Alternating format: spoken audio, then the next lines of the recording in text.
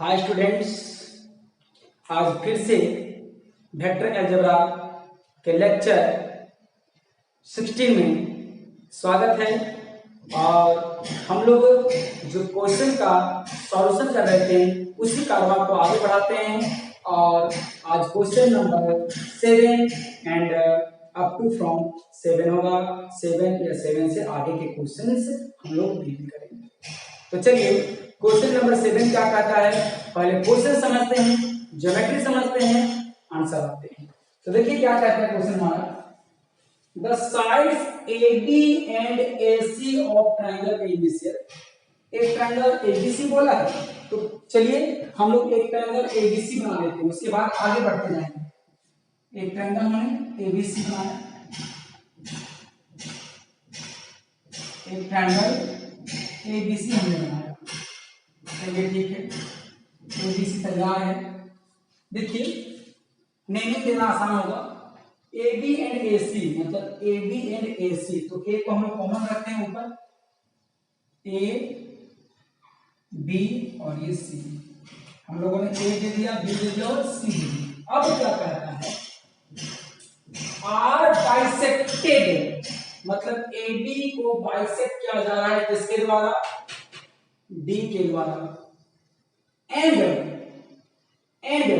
E AC को कौन bisect कर रहा है, E रिस्पेक्टिवली मतलब AB के बीच में पॉइंट कौन है, D है, और AC के बीच में पॉइंट कौन है, E है। तो चलिए दे देते हैं, चलिए हम लोग यहाँ पर बीच का पॉइंट दे दिया, AB के बीच का पॉइंट कौन है बहादुर, D है, तो चलिए मैंने इसको D दे दिया। और AC के बीच का पॉइंट कौन है, E है, तो चलिए हमने ये दे दिया। इसका मतलब ये भी मिड पॉइंट है, ये MP है, MP मतलब not a Madhya Pradesh, mid point है, ये भी हमारा क्या है, मिड पॉइंट है। ठीक, अब क्या कहता है जरा ध्यान दीजिए, सो दैट द रिजल्टेंट कहने का मतलब सम, रिजल्टेंट कहने का मतलब सम, रिजल्टेंट कहने का मतलब सम प्लस है ना, of vectors represented by BE and DC। इसका मतलब BE और DC का जो सम होगा सो, BE और DC का जो रिजल्टेंट होगा सो मतलब सम होगा so, is represented in magnitude and direction by 3/2 BC। इसका मतलब ये जो 3/2 BC है, इन दोनों का सम ये आना चाहिए, डायरेक्शन के तौर पर भी मतलब BC ही आना चाहिए, C भी नहीं BC ही आना चाहिए। और दूसरी बात कि इन दोनों का सम का मैग्नीट्यूड इसी के मैग्नीट्यूड के बराबर होना चाहिए। जब वेक्टर सेम होगा तो मैग्नीट्यूड भी सेम होगा। ठीक है, तो चलिए हम लोग देखते हैं हम लोग क्या करते हैं। सबसे पहले क्या करेंगे, हम लोग देख लेते हैं कि इसको हमने स्मॉल a मान रखा हूं, हाँ, इसको मैं स्मॉल b मान रखा हूं, और इसको मैं स्मॉल c मान रखा हूं वेक्टर। ठीक है, नहीं भी मान ले तो भी चलेगा, लेकिन चलिए लोग मान के बनाएंगे, आसान होगा। तो चलिए सॉल्यूशन में हमारा क्या है, देखिए A B C B A triangle in which जिसमें क्या दिया गया है, in which मेरा क्या है, D and E are midpoint of points of sides किसका, AB and AC respectively, हाँ, and let position vector of vertex A equal to OA होगा, और हमारा क्या मिलेगा, स्मॉल a। उसी प्रकार position vector of point B को हम क्या मानेंगे, OB मानेंगे, और ये स्मॉल b माना गया है। और पोजीशन वेक्टर ऑफ C को पोजीशन दिया गया है तो OC लिखेंगे, और ये स्मॉल c लिखेंगे। अब बोलेंगे कि सर आपने A माना, B माना, C माना, D और E क्यों नहीं माना, तो D और बी का मिड पॉइंट है, डिपेंडेंट पॉइंट है, और डिपेंडेंट को हम लोग कंसीडर नहीं कर सकते। अब देखते हैं by mid point formula,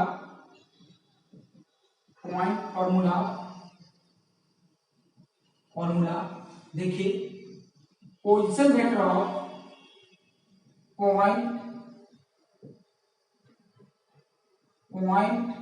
D equal to OD होगा, equal to A plus B by two, mid point का ही फॉर्मूला था। देख लें दोनों तरफ का वर्टेक्स का sum by two. Similarly position vector of point E, मतलब क्या मिलेगा, ओ ई मिलेगा, इक्वल टू क्या है, ए प्लस सी बाई टू। अब क्या करना है जरा ध्यान दें, हमें प्रूव क्या करना है वो देखते हैं। We have to prove that we have to prove that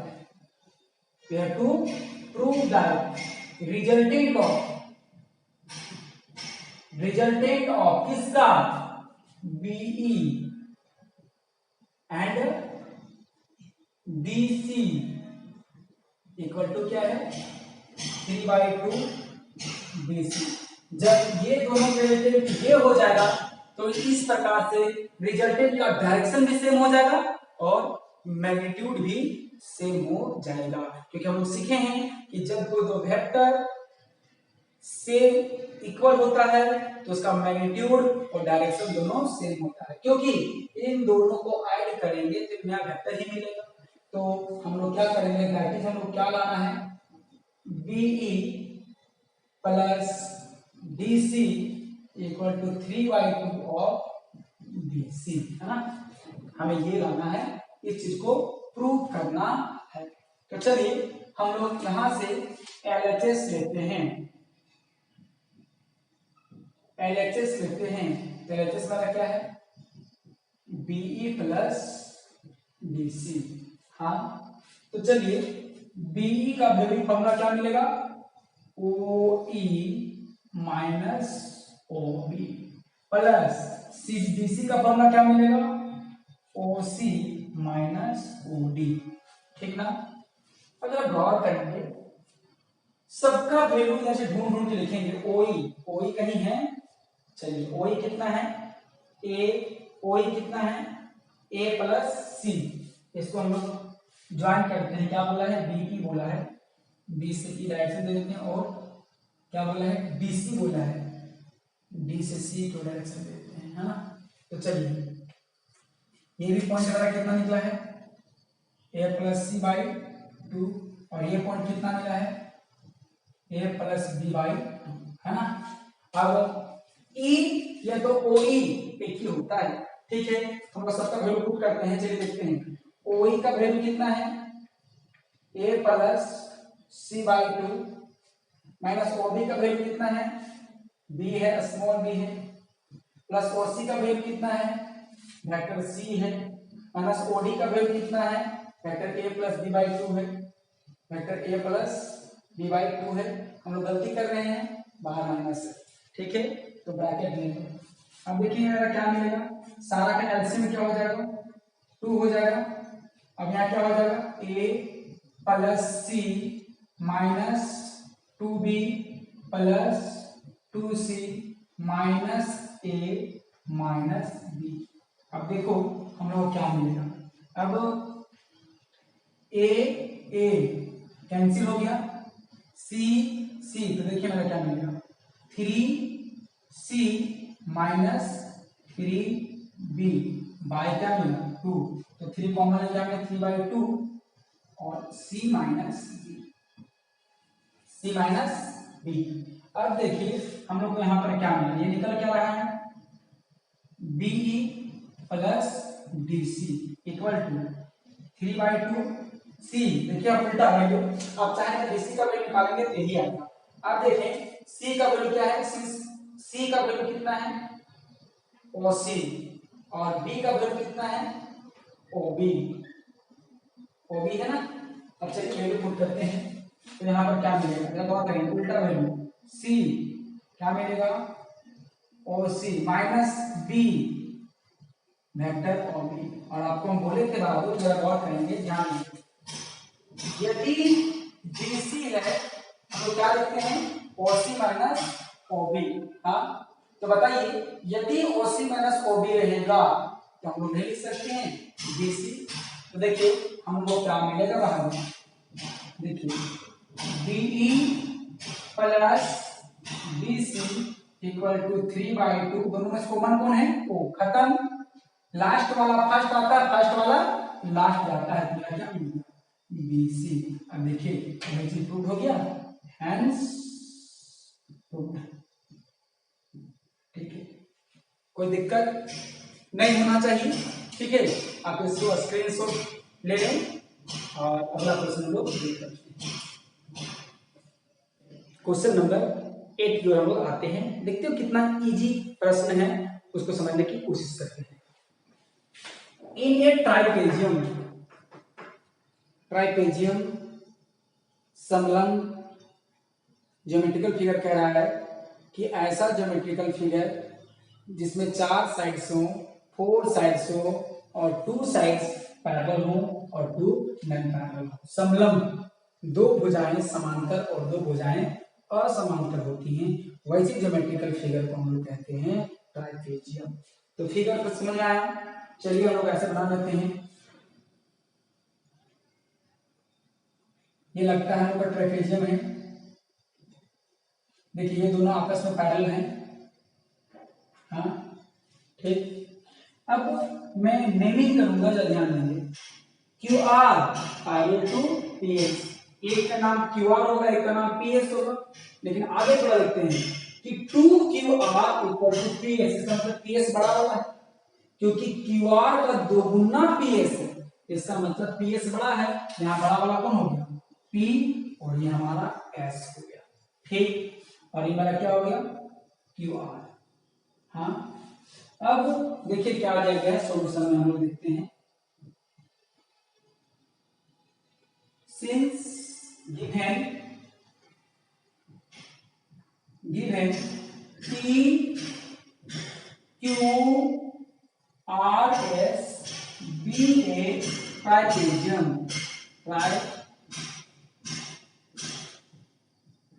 trapezium, in which क्या क्या मसला है वो देखते हैं। Q R parallel to P S and 2QR equal to P S, vector नहीं दिया गया, आगे देखते हैं। एंड क्या दिया गया है, Q R equal to B, R S equal to C, R S equal to C and P Q भी दिया गया है, P Q equal to E. इतना तो दिया गया, लिख लेते हैं। अब क्या कहता है, क्यू आर, क्यू से आर को डायरेक्शन क्या है, वेक्टर हमारा दे दिया गया है। Is it clear?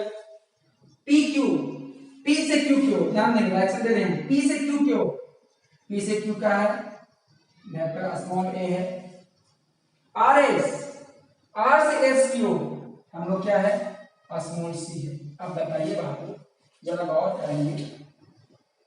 Since P S equal to 2QR, हाँ बताइए P S equal to 2 into QR vector होगा, क्योंकि मैग्नीट्यूड यहाँ मैग्नीट्यूड की बात कर रहा है।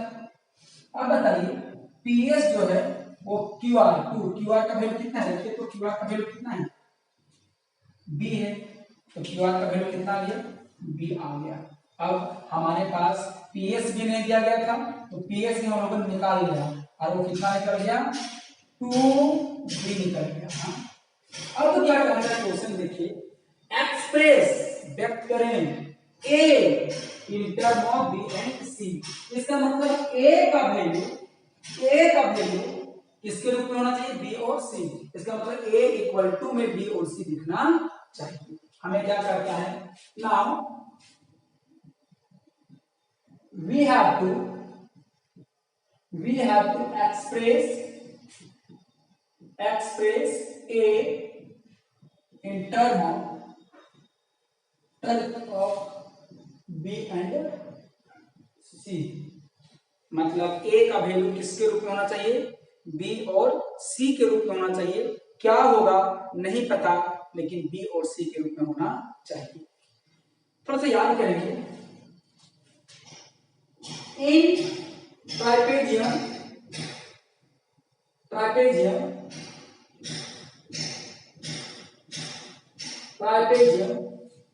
PQRS by polygon law of vector algebra। आसान तरीका है। आपको हमने बताया था polygon law of the vector algebra, याद कीजिए, वो दिन याद होगा तो आपको, ऐसे मैंने बताया था। आप किसी एक पॉइंट से चलना प्रारंभ कीजिए, सबका sum a plus B plus C plus D, और लास्ट वाला जहां से चलना प्रारंभ किए वहां घूमिएगा तो उसका डायरेक्शन क्या होगा, ऑपोजिट होगा, और सबके सम इसके बराबर होता है। ठीक है, तो चलिए यहाँ फिगर देखते हैं। कोई एक चप्पले से डायरेक्शन देखो, इधर जा रहा है ना, इधर से चलना ठीक रहेगा। देखिए PQ plus QR plus direction सही जा रहा है RS इक्वल टू, देखिए कहां जाता है, उधर देखो डायरेक्शन रोक रहा है, तो जब डायरेक्शन अपोज करेगा इसका मतलब पॉलीगॉन लॉ क्या कहता है, जहां आपको डायरेक्शन अपोज किया और देखिए जहां चलना प्रारंभ किया तो वहां पहुंचने पर तो लास्ट साइड है, तो वो रिजल्टेंट होता है और उसी के बराबर होता है। यहाँ पर क्या लिखेंगे, PS लिखेंगे। अब सबका वैल्यू पुट करो, PQ किधर है, तो PQ क्या है, स्मॉल a है, हाँ, प्लस QR किधर है, तो QR किधर है, स्मॉल b है, हाँ, प्लस RS किधर है, RS equal to small c है, और PS किधर है, PS इक्वल टू 2b है। अब किसका वैल्यू निकालना है, कहता है क्वेश्चन में A का वैल्यू किसके रूप में लाना है, B और C के फॉर्म पे लाना है। तो क्या करेंगे, सिर्फ और सिर्फ इधर A रखेंगे और B और C को उधर ले चलेंगे। तो B पहले से था, इधर प्लस वाला भी उधर करके क्या हो गया, माइनस B, ये प्लस उधर का क्या हो गया, माइनस हो गया, ये क्लियर हो गया। अब मेरा क्या हो गया कि small a equal to 2b minus b equal to b होगा, और माइनस c बच गया। अब जो हमारा प्रश्न कर रहा था वैसा ही हम लोगों ने आंसर लाया है, कह रहा था a का वैल्यू b और c के रूप में लाना है, हमने ले आया, अब भी इसको ठीक है। तो हम लोग अगला क्वेश्चन देखते हैं, आप इसका स्क्रीनशॉट ले सकते हैं।